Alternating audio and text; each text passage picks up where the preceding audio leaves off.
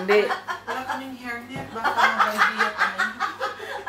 Bawal yan. Kailangan nyo malinis ha. Oo. Kasi naka ano yan.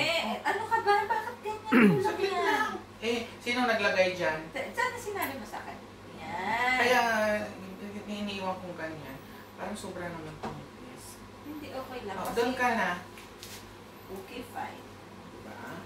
Pagalitan ka ng auditory.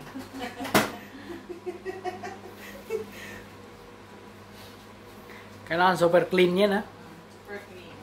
Ate, huwag ipakita yung kamay mo. 30. Hindi ko. 30. Dapat hindi siya nakadikit dito sa may gilid. Oo. Dito lang siya. Para makapasok yung ano. Yung chocolate. Mas yun siya. Yes. Ganun ka, kinabangan. Kailangan. Kinabangan ha. Feeling ko kulang pa siya, be. Sige, lalagyan ko ng konti lang. Pwedeng hirap. Aray ko. Marami pa doon.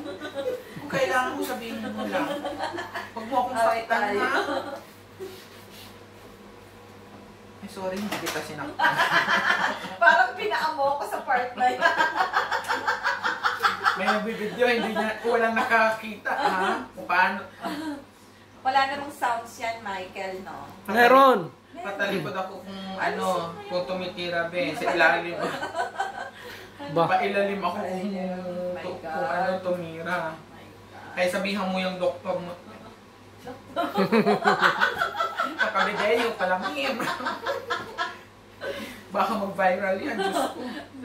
Sabihin, sinong doktor yung sinasabi niya? Di ba gumagawa lang sila ng ano. Pa. Huwag kang tumawa. Baka may tumalon ha. Kailangan malinis talaga to kasi pwede mag-ano. Parang konti pa pinahaya. Parang konti dito.